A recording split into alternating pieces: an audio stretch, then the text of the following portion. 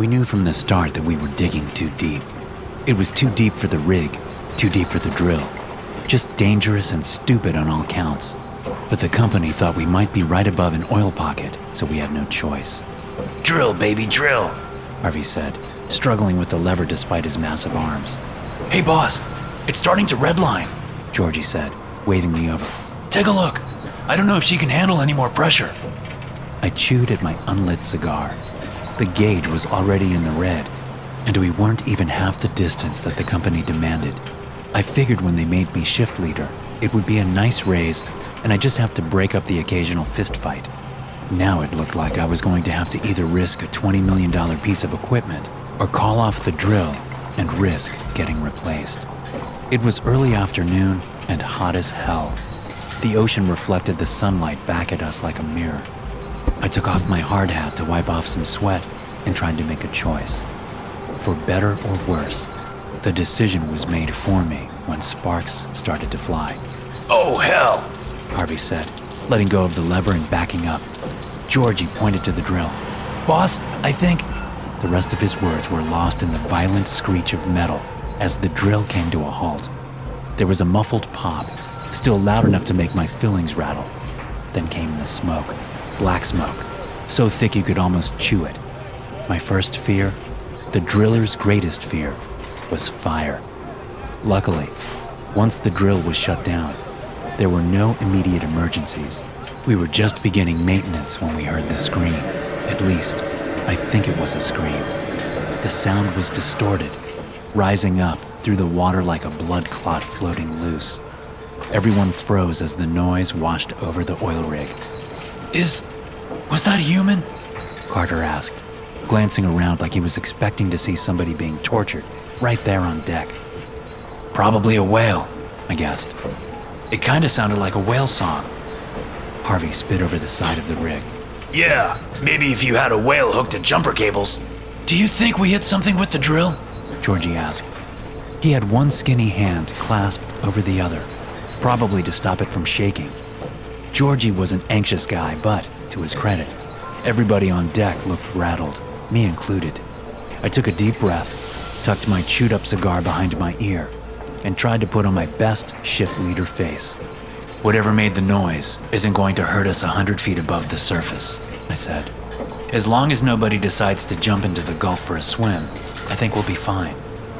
That got some nervous chuckles from the crew. We went back to running diagnostics. Carter and his team cleared the deck, then went to look over the cranes on either end of the oil rig to make sure there was no damage there. Harvey and his guys did a deep examination of the unmoving drill to try to figure out what we hit and how we could get it turning again. Georgie and I had the least exciting job, watching the computer in the control room reboot and reconfigure, then run a systems check. What do you think we hit? Georgie asked me when we were alone. Mineral deposit? Shipwreck? Who can tell? I just hope the drill isn't busted up too bad. That scream, though! I shrugged and tried to smile. The ocean is full of many wonders, my friend. Maybe it was a whale saying hello, or a pod of dolphins telling us to go fuck ourselves. Whatever it was, it sounded big and down deep, Georgie said, fiddling with the controls. Well, big don't matter too much if it's deep enough. Unless the thing can fly, I think we're safe. Nothing the fellas tried could get the drill turning again. It wasn't so much broken as stuck, according to Harvey. The man sat across from me in the canteen, his beer gut pushing against the table. I don't know what else we can try to get it loose, boss. You reversed the motors? I asked. What about the kick brake? Have you tried to? All of it. Come on, boss. This isn't my first rodeo. We tried everything. The drill is stuck. I sighed and opened up a beer. My shift was over, so I was technically allowed to drink, but it was frowned upon. Whatever. It was a garbage day. Harvey went and joined his usual crew, leaving me to sit alone at the table to simmer over how to fix the issue. If the drill was still dead by the end of the morning shift, we'd have to call in a repair crew, and I'd be well and properly screwed. It was going to be a long night. I was going to be at the problem until it was fixed, or I was fired.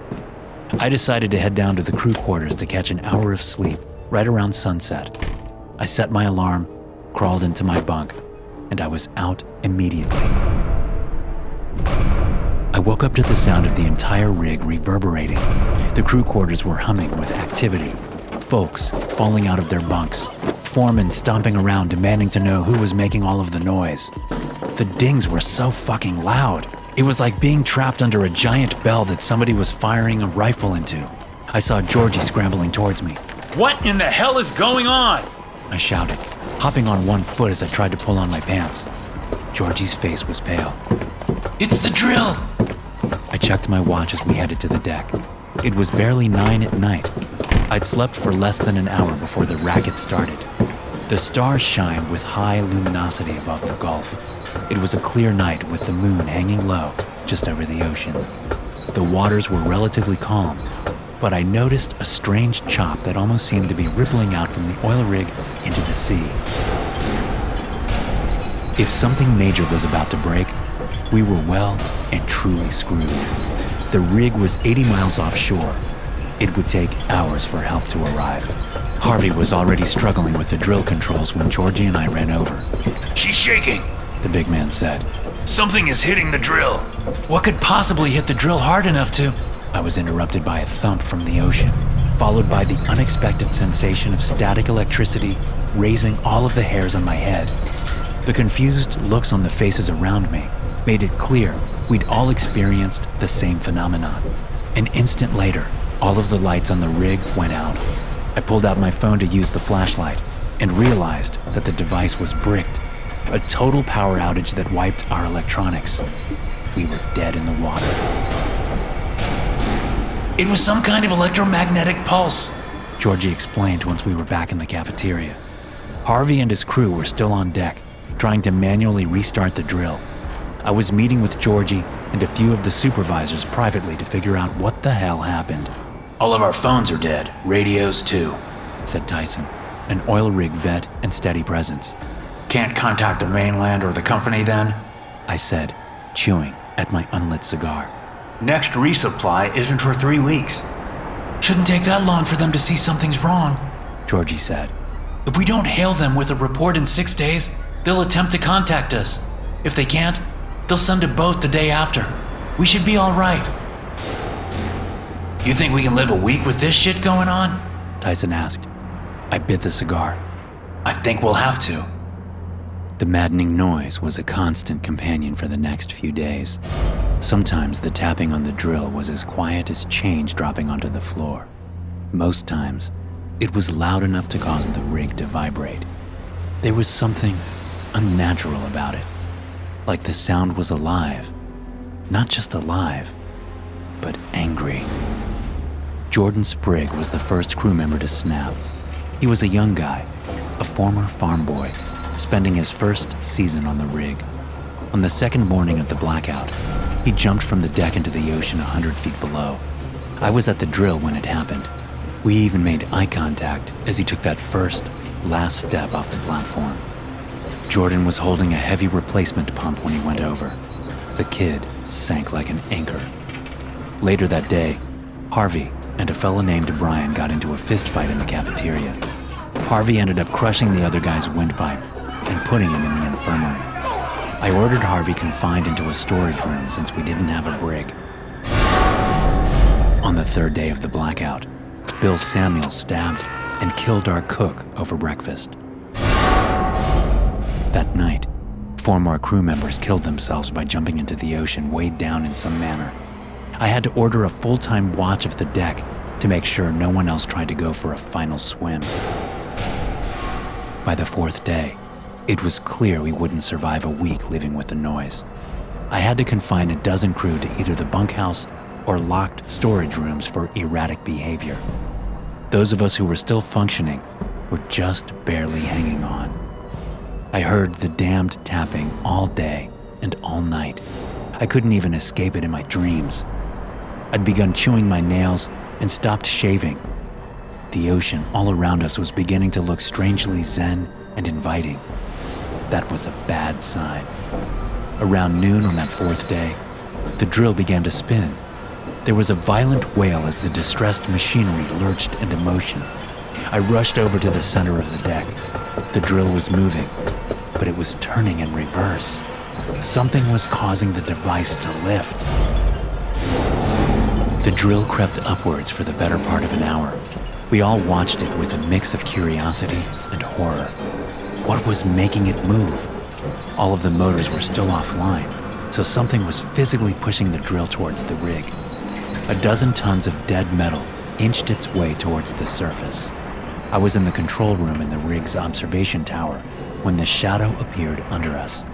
Georgie was next to me. Jesus above, he whispered. The shadow was colossal. It dwarfed the oil rig on every side.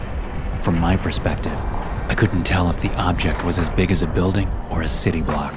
Whatever it was, the thing was coming closer every moment. The drill screeched to a halt. There was a tremor moving through the rig, then the sound of rushing water.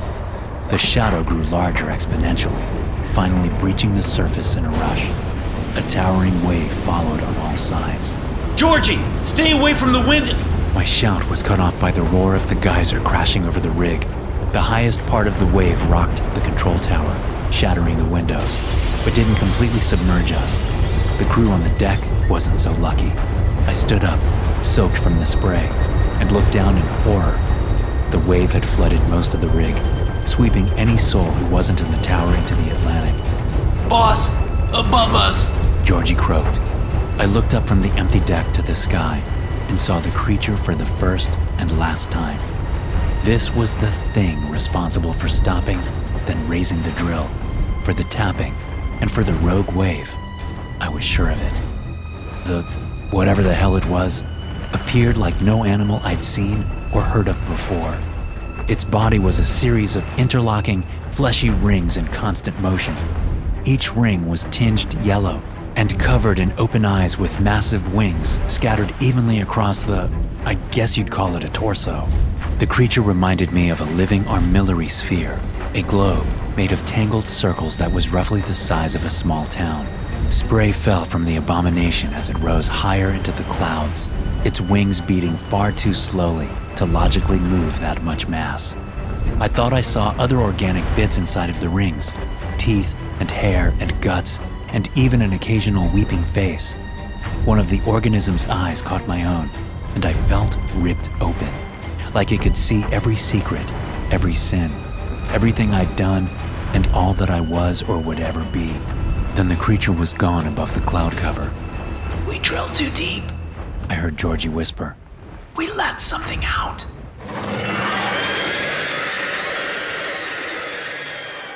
We weren't supposed to take the boat out after dark, and we really weren't supposed to take the boat out joyriding after sundown with a cooler full of beer.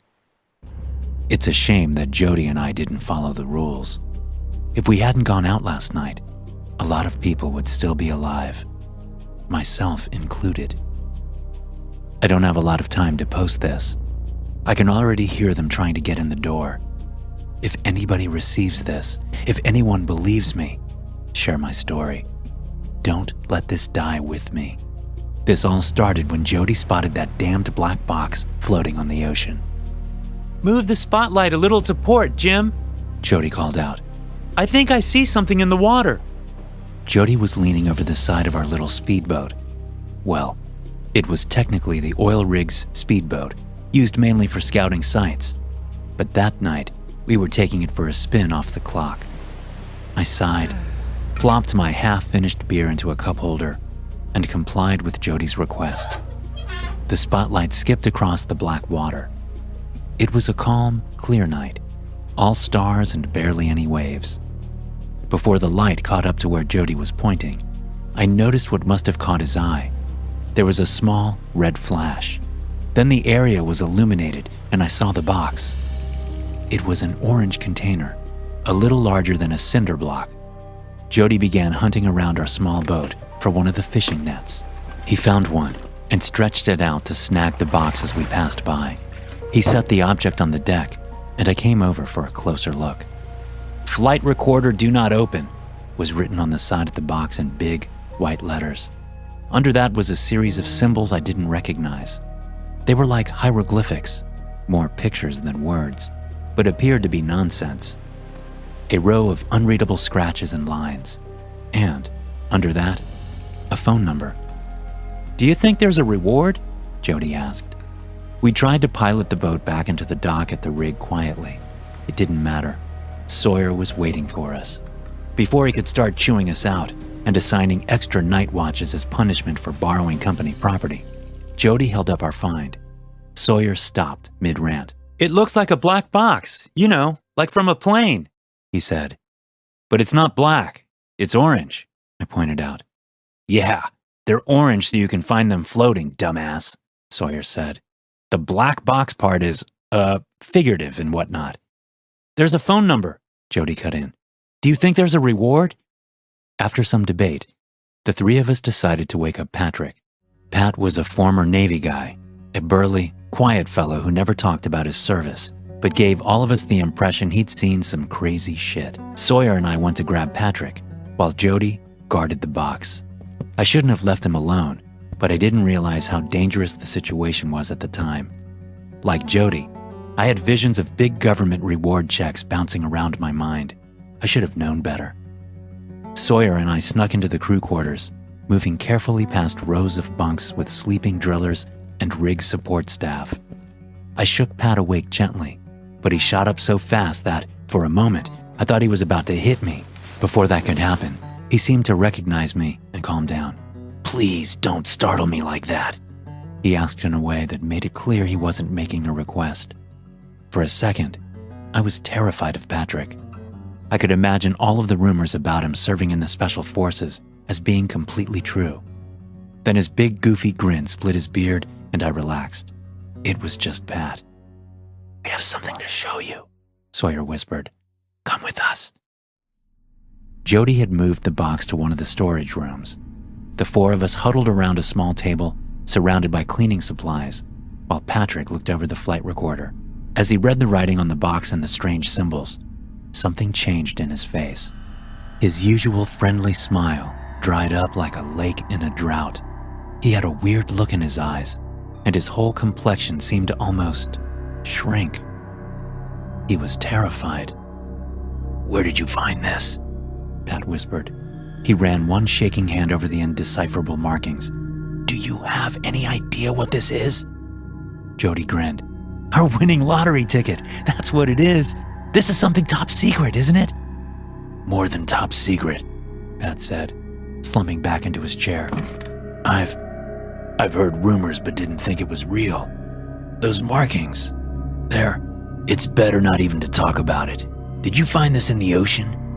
"Yeah," I said, trying not to catch Pat's panic. "Floating about half a mile from the rig."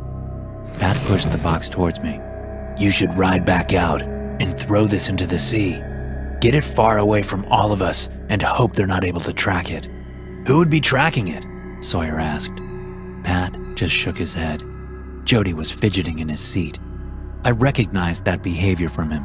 There was something Jody wasn't telling us. "Hear that, Jody?" I asked. "Pat advises we dump the box. If you get the boat ready to..." "I already called the number," Jody said. "I'm sorry, I didn't see any harm. I thought we'd all get a reward. I thought..." Jody looked around the table. Sawyer and I shared a glance. Patrick looked like somebody just told him he had cancer. "What did they say when you called?" Pat asked. "That they're on their way." Patrick stood up without a word and walked out of the room. Jody pulled the flight recorder close. "Maybe things will work out," Sawyer said. With nothing else to do but wait, we all left the storage room. I wandered back to the crew quarters and slipped into my bunk. I woke up to the wild screech of our alarms. Every siren on the rig seemed to be going off at once, a wailing hurricane of shrill whistles and bells. Somebody threw open the door to the crew quarters. The lights came on, then immediately died. They were replaced with the red glow of our emergency backup system. "What's going on?" a voice shouted. Another raised voice asked, "Is there a fire?" A new word swept through the room like a fever. "Pirates." People were getting dressed, bumping into one another. The whole room calm, but walking that tightrope right above an animal panic. I was pulling on my boots when I heard the first gunshot. The soft pop caused the entire room to freeze. It sounded like it was coming from above us, probably from the deck. I held my breath in the silence that followed. It didn't last long. Muffled gunshots began going off rapidly. I don't have any military experience, but years of action movies and video games led me to guess somebody was firing an automatic weapon with a silencer. That was enough to send a few people into a panic. First one, then a handful, then a dozen members of the crew ran out of our quarters, knocking over bunks and coworkers in their flight. Most of the folks around me stayed calm, though. Patrick was standing on his bunk, trying to direct everyone towards the exits without starting a stampede. I heard that pop, pop, pop noise again, but louder, closer. Patrick went flying from his bed like he'd been slapped by an invisible hand. More crew fell around me. That's when the panic finally took hold, and we ran, me included. A great herd of terrified men and women were trying desperately to get out of that red room. I managed to squeeze through one of the exits just as I felt something whoosh past my ear. There was a numbness, followed by a strange burn. I touched my cheek and felt blood. The lower tip of my earlobe was gone. Someone grabbed my shoulder from the crew quarter side of the door. I turned to see Sawyer reaching for me, a small red blossom visible on his throat. More gunshots rang out, and Sawyer spun, then fell. I ran. I got a good look into the crew quarters before I fled. Several figures dressed in black wetsuits with ballistic masks were fanning out across the room. They would stop now and then to fire a few rounds into crawling bodies on the floor. In the brief glimpse I got of the invaders, I saw high-tech goggles, vests, and assault weapons outfitted with silencers and lasers. The killers didn't look like any pirates I've ever heard of. These men usually had rusty boats and Soviet-era rifles. No. The people attacking us looked fresh out of a military recruitment ad for the Special Forces. The next hour is a blur. It was chaos below decks as I ran through the rig's narrow hallways, dodging metal beams and slumped bodies. The muffled thump of gunfire was never far away. It echoed around me, seeming to come from every blind corner and shadow. The red emergency lights failed half an hour after the slaughter in the crew quarters. I managed to pull a flashlight from one of the emergency cabinets outside of the medical bay, but I was too terrified to use it for more than a few seconds at a time. My worst moment came when I heard gunshots from just around the corner. I ducked into a nearby open door, turning on my flashlight for a split second, just long enough to see that I was in a staff break room. There was a couch in the corner. I ran for it, then wedged myself into the gap between the couch and the wall.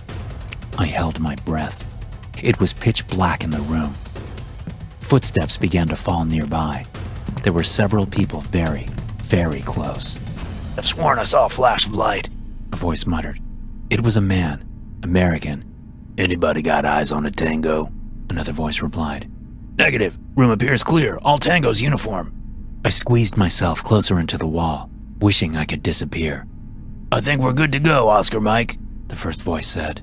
"But honestly, I can't see shit through these new NODs. I miss the old model." "Take it up with command," an authoritative voice cut in. "Now cut the chatter in, Charlie Mike." I heard footsteps head towards the door, then fade down the hallway. These weren't pirates. These were our own guys wiping us out. It took me another 20 minutes to make my way in the dark towards the communications room. I had to get a message out, a call for help, something. There was no real plan driving me forward, only an impulse. I didn't want to die alone in the dark without anyone back home knowing what happened. When I finally made it to communications, the heavy metal door was locked. I slumped in the doorway, exhausted and out of ideas. Every now and then, I'd hear another gunshot or, worse, a scream. They'd find me soon enough. There was nothing left but waiting. I looked at the locked door. I was so close. Feeling half delusional, I leaned over and knocked against the metal. A moment later, something knocked back. I sat stunned for a breath, then began to tap out a message in Morse code. "It's Jim, in danger. Hall clear. Open. Please open." I repeated the message just in case, then I waited. It was the longest minute of my life. Just as I was about to start pounding on the door, I heard the locks click. The door swung open, and strong arms pulled me into the dark room before slamming and sealing us in again. "Who is in here?" I whispered. I heard cursing and then the click of a flashlight. It was Jody. "I thought you were dead," he whispered back. "Have you tried calling for help?" Jody shook his head. "They're jamming us. Can't seem to get a connection." "We need to try the satellite. Even if we can't get a direct line, maybe we can send the message out there for someone to find. If we do that, Jim, I don't think anyone will hear us in time to send help." I took a deep breath. "I know. I wish we'd never found that damn box," Jody spat. He shined the light in the corner and revealed that he'd brought the flight recorder with him. "So much for a reward. Why do you still have that?" "I don't know. I was thinking maybe if worst came to worst, we could try to use it to negotiate our way out of here." "These guys don't seem like the negotiating type, Jody."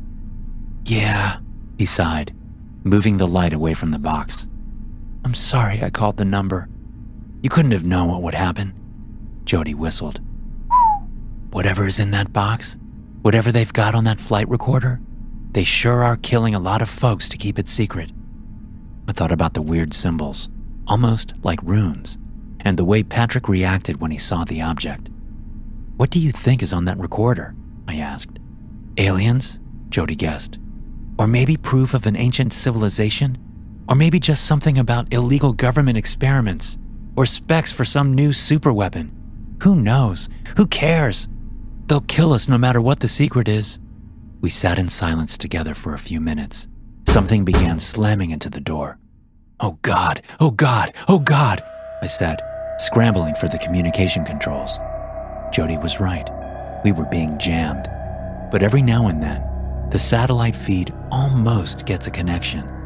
They've been working on the door for half an hour. I'm amazed it's held this long. Maybe they're too afraid of the oil to risk explosives, but sooner or later, I know they'll get in. Jody is curled up in the corner, clutching the black box like a teddy bear. I've got this message ready to go. The next time I get even the thinnest sliver of signal, I'm going to fire this off on multiple frequencies in every direction. All I can do is pray that somebody gets this, that someone knows the truth. Goodbye, Mom. If you ever hear about this, please just know I did my best. These guys are professionals. I'm sure it won't hurt. I've seen plenty of strange things in the years I've spent as an underwater welder. But this morning was the first time I saw a face in the deep. My partner Roger and I were doing regular maintenance checks at 25 meters. I was using my camera more than my torch, just cataloging any wear and tear on the oil rig's legs.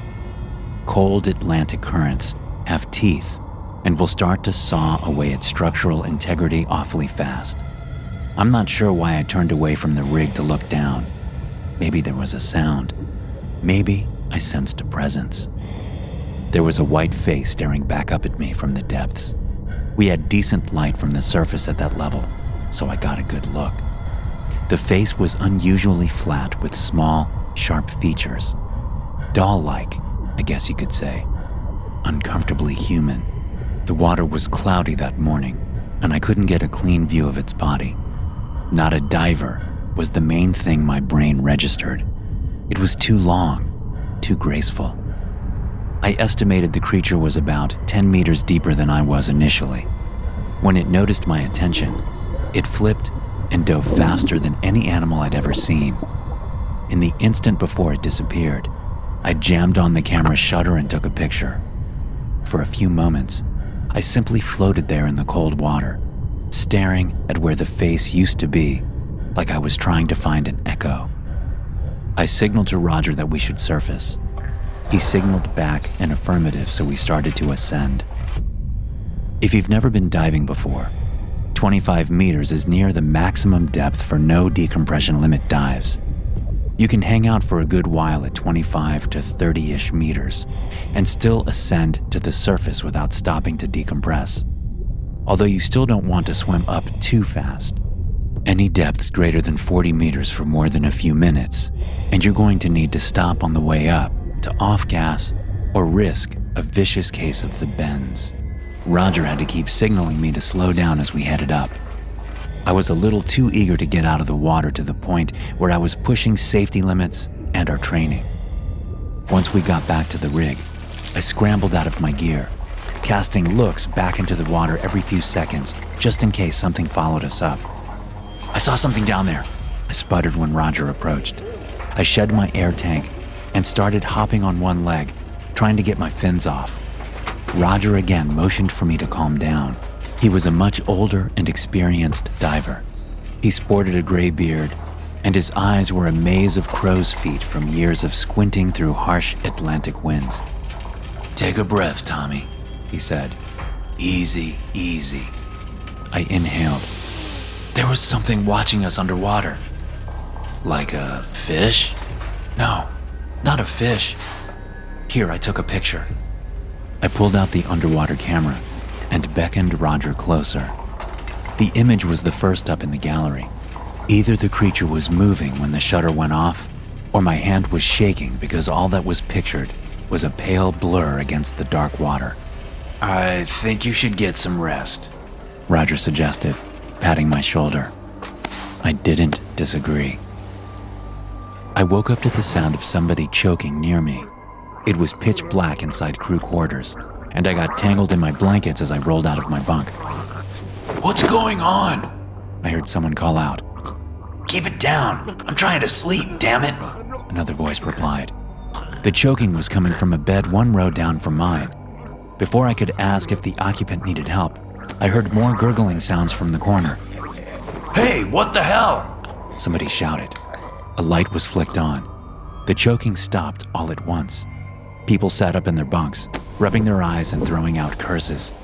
Is anyone hurt? I yelled. There was lots of grumbling, but everyone seemed fine. There was no indication of what caused the strange noises. I glanced over at the first bed that I thought was the source of the gurgle. A man named Murphy, one of the drillers, was sitting up straight, eyes fixed straight ahead. You okay? I asked. He turned towards me. I wasn't too familiar with the guy, but I could tell he looked sick. Murphy was pale, his skin waxy and eyes bloodshot. But he nodded when I repeated my question. Then he curled up in bed and went back to sleep. Others were doing the same. There didn't seem to be any immediate danger, so I also put my head back down. The last thing I saw before somebody killed the light was a shallow puddle under Murphy's bunk. I spared a second to wonder if one of the rig's windows were leaking before I fell back asleep. There's something wrong with the crew. I've noticed it over the past few days. It's like an illness sweeping through us, but that's not quite right. Those infected have a washed-out look, graying skin, and cloudy eyes. Their faces become bloated as they move, I guess. Unevenly would be the way to put it. Like they're not used to walking. It's the weirdest damn thing, but even stranger is that none of them will acknowledge it. Roger was the latest victim of whatever was hitting the rig. I found him at the edge of the deck, looking out over the ocean. The weather was turning November nasty, clouds crashing on the horizon just like the waves chopping at the rig. Doesn't seem like a good morning for a dive, eh? I asked, carefully approaching my friend. Roger turned, and I had to resist a sudden urge to push him off the deck. The man's wrinkled skin was practically melting. His blue eyes were bloodshot, and there was a twitch in his cheek like he was trying to smile or show his teeth but couldn't quite figure it out. The only reply I got from him was a partial nod. Then he went back to watching the water. I decided to take the day off and went to check out the medical ward. The doctor was nowhere on site when I arrived at the sick bay. In fact, the room was deserted. Whatever illness seemed to be spreading among the crew wasn't making them bedridden yet. I plopped down on the nearest bunk and tried to come up with a plan. By my estimation, nearly a third of the crew was affected by the strange sickness in the last 3 days. Oddly enough, the illness seemed most prevalent among supervisors and senior crew compared to the rest of us working schmucks. Could a virus be elitist? Why wasn't anyone sick acknowledging that something was wrong? I saw nervous looks among other members of the crew, but nobody wanted to be first to make a ruckus. I decided to take a sleeping pill so I could relax. The mystery plague could wait. Maybe someone else, someone with authority, would get their shit together and deal with it so I didn't have to. Sleep came quickly. The darkness was comfortable and silent. A shriek tore me back into the waking world. It was black outside of the infirmary's window. I could tell there was a storm. Rain fell against the glass. The scream came again from somewhere on deck. I raced up the stairs and opened the door. I was greeted by a nightmare. People were snarling and fighting and begging and struggling all around me. I watched one of our cooks wrestling with a monster. The creature was bone white, roughly the size of a child, and its body reminded me of a human mixed with an eel. Its face was flat, with pitted eyes and a slit nose. It was also familiar. I'd taken a picture of an abomination just like that only a few days ago. Before I could help the chef, the creature succeeded in prying the man's jaw open. I heard the snap of tendons breaking as his mouth was forced wider than it was ever meant to go. The cook tried to scream, but it only came out as a choking noise. Then, faster than my eye could follow, the creature somehow compressed itself until it could slither inside the man. More choking ensued as the chef fell to the deck. He lay still for a moment in the rain, then stood up with a glazed look in his eyes. Similar scenes played out across the storm-lashed rig. I saw dozens of the albino creatures crawling up the side of the structure, using their small arms and tails to come out of the ocean. Men fought back, but again and again, the monsters ripped jaws open and pushed themselves into the crew. Those who were infected turned against their friends and helped the abominations. One of the creatures was squirming on deck near the drill site. It locked eyes with me and began to crawl over with inhuman speed. I took a step back, almost falling, then slammed and locked the door between the deck and the infirmary. A moment later, something slammed into the metal. Several creatures were trying to get in. I hope you won't judge me for what I did next.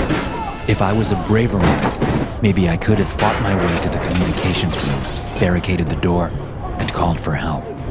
But the thought of facing any of those monsters, or worse, my former coworkers, was too much for me. So I made my way back below deck towards one of the diving rooms.